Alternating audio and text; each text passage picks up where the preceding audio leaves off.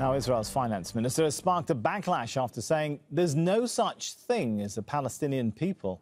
At a conference in Paris on Sunday, Bezalel Smotrich described Palestinians as an invention of the past century. The EU's foreign policy. There's no such thing as a Palestinian. There's no such thing as a Palestinian people. Do you know who's Palestinian? I am Palestinian. My late grandfather, who was 13th generation Jerusalemite, is the true Palestinian. The Palestinian people are an invention that is less than 100 years old. The EU's foreign policy chief, Josep Borrell, urged Israel to reject that statement. The Palestinian Prime Minister called the comments an incitement to violence. The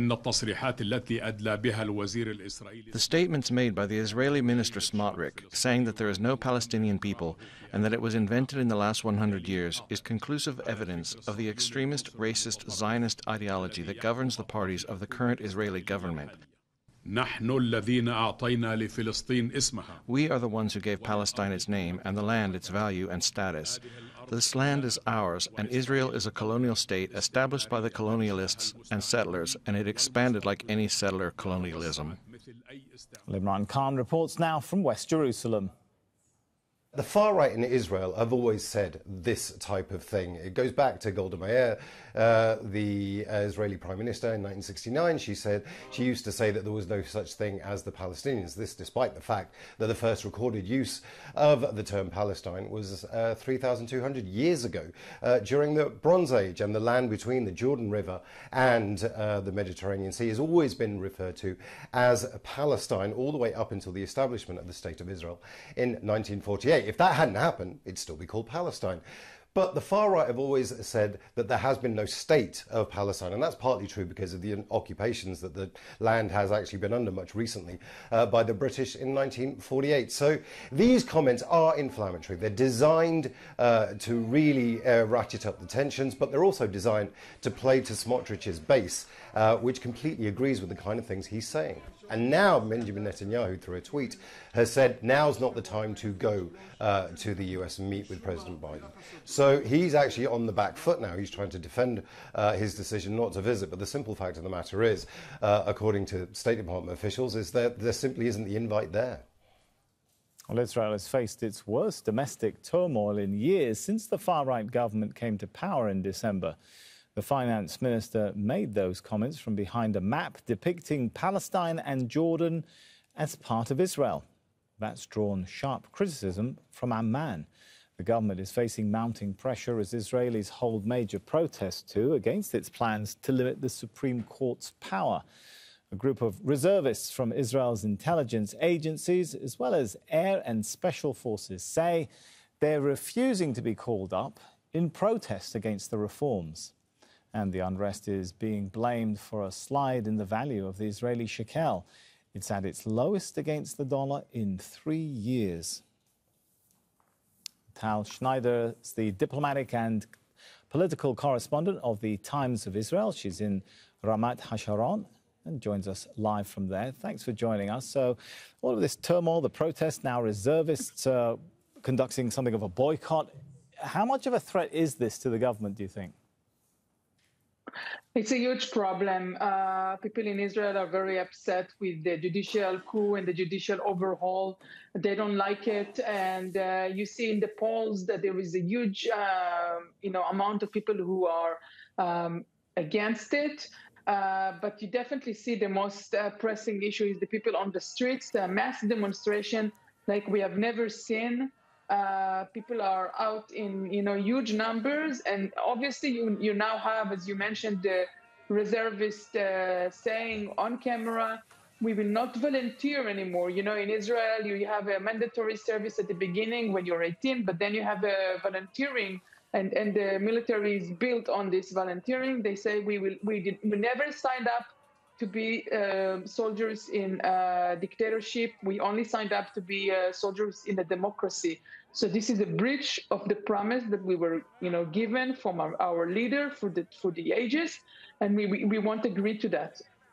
So while all of that sort of domestic tension is going on, you have tension with Israel's relations with other countries, with the comments by the finance minister denying that there is a Palestinian people standing in front of a map that depicts Jordan and Palestinian territories as part of Israel. Is that a deliberate move to stoke tensions in order to raise his popularity with his core audience? It definitely seems like that. I think Bezalel Smotrich knew. He's been saying those issues. He's claiming these claims for years, but it always has been in Hebrew and in Israel, and he was not a minister. Now he is a senior minister. I think he knew in advance that his words will cause a huge stir. Obviously, he said it in his wording, in his speech. He said, I want the White House and the Elysee Palace to listen to what I'm saying right now. He said it in Hebrew, but he said, you better listen in Washington, D.C., because this is what I think. So it has to be deliberate. If you choose words like that, let me just stress that on the same day, Israel's envoy sat in Egypt, in Sharm el-Sheikh, with the Palestinian flag, negotiating some sort of an arrangement for the Ramadan month in order to calm tension. So it's not only really bad, the things that he said, but also it contradicts. He said during his speech, he said, in order to be a people, you need to have a flag, a coin, and so on. So there you go. The flag was in Egypt with the Israeli envoy. What does it mean? Obviously, he's not in sync with his own government, but it's very fortunate to hear that. And the timing is very bad.